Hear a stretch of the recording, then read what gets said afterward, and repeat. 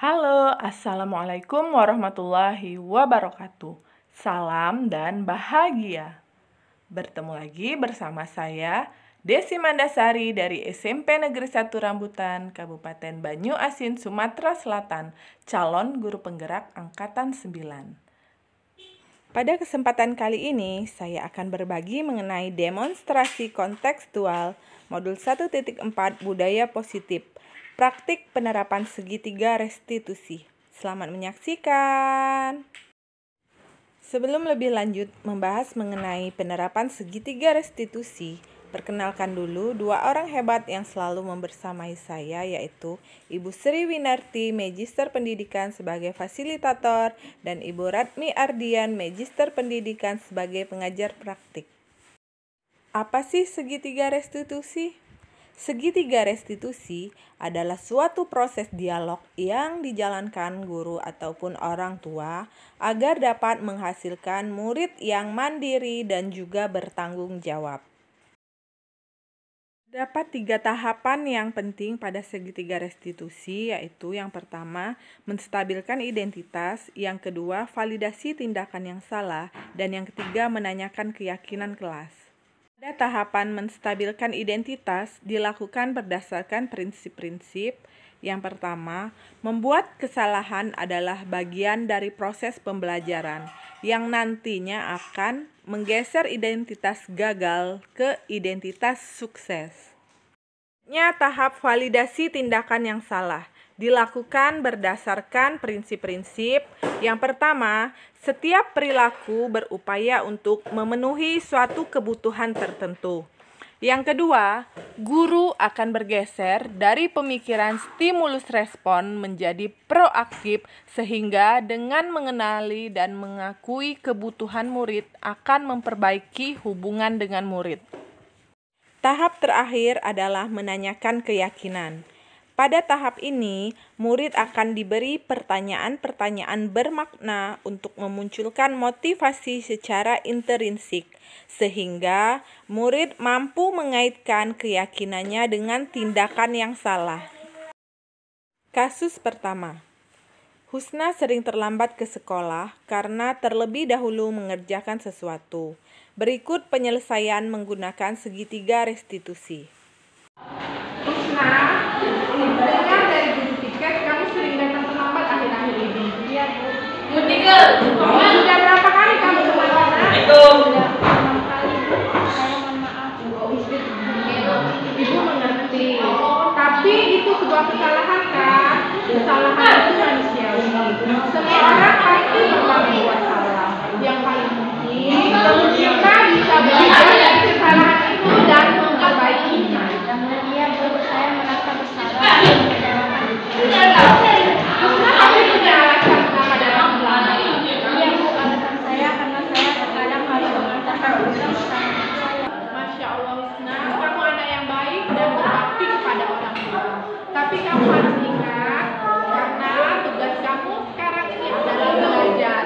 Jadi kamu harus mengutamakan belajar dan datang ke sekolah tepat waktu. Kira-kira ada tidak solusi yang Husna berikan agar Husna tidak terlambat lagi sekolah? Saya usahakan ya, Bu. Mudah-mudahan saya bisa mengantarkan ibu saya tepat waktu sehingga tidak terlambat lagi. Oke, bagus. Kamu masih ingat tidak kesepakatan kelas yang kita buat di awal semester? Ingat, Bu, keyakinan kelas bahwa setiap murid akan disiplin. Kira-kira menurut kamu disiplin itu penting atau tidak, Nak? Penting, Bu, agar saya dapat menyelesaikan pekerjaan yang tepat. Ibu percaya kamu dapat mempraktikkan kepercayaan kelas kita itu dengan baik. Siap, Bu, insya Allah. Jadi menurut kamu solusi yang bagaimana agar kamu tidak terlambat lagi, Nak? Kalau saya diberi kesempatan, saya akan menyelesaikan semua pekerjaan saya dengan cepat sehingga saya tidak terlambat lagi. Boleh. Itu adalah usul yang bagus, silakan. Kamu sudah menemukan solusinya sehingga ibu nanti akan berkomunikasi dengan orang tua kamu agar kamu nanti tidak terlambat lagi, ya, Nak. Bagaimana, kamu setuju? Setuju, Bu. Terima kasih atas kesempatannya, Ibu. Saya tidak akan terlambat lagi. Oke, Ibu pegang janji kamu ya, Nak. Jangan lupa besok harus datang tepat waktu. Kembali ke kelas ya. Kasus kedua.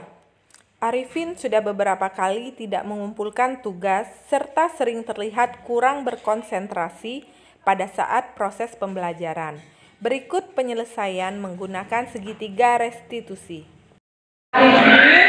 Ternyata dari kamu hanya mengerjakan 6 tugas saja. Artinya kamu hanya mengerjakan 62% dari semua tugas yang diberikan. Benar begitu? Iya Bu, Arifin mohon maaf karena tidak mengerjakan semua tugas yang Ibu berikan. Ibu mengerti. Kamu merasa bosan sehingga kamu tidak mengerjakan semua tugas lagi. Semua pasti merasakan.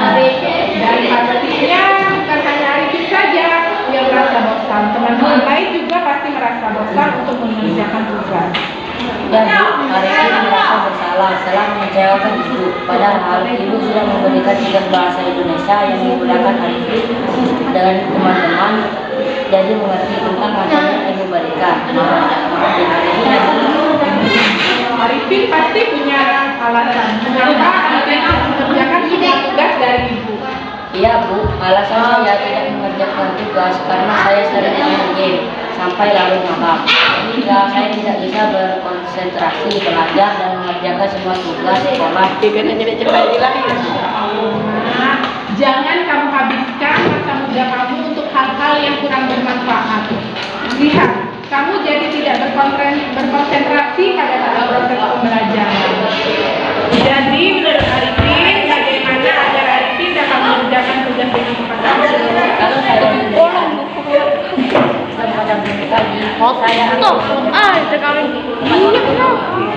Arifin juga bisa meminta bantuan dari teman yang rumahnya dekat dengan Arifin.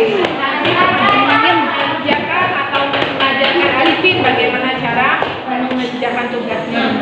Bagaimana, kamu setuju? Terima kasih atas kesempatannya Ibu.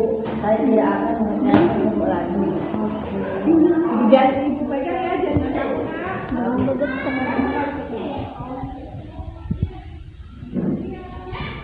Assalamualaikum warahmatullahi wabarakatuh. Nama saya Husna Duhani Madani, kelas 85 SMPN 1 Rambutan. Saya sangat senang telah berdiskusi mengenai segitiga restitusi bersama Ibu Desi. Semoga nanti saya tidak akan melanggar disiplin lagi.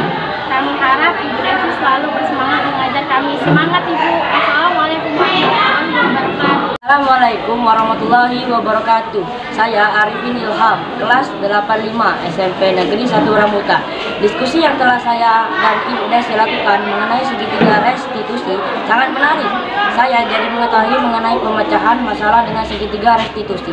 Terima kasih Ibu, semangat selalu untuk mengajar kami. Wassalamualaikum warahmatullahi wabarakatuh. Demikianlah pembahasan dari saya mengenai penerapan segitiga restitusi. Terima kasih atas perhatiannya. Mohon maaf apabila ada kesalahan. Wassalamualaikum warahmatullahi wabarakatuh. Salam guru penggerak.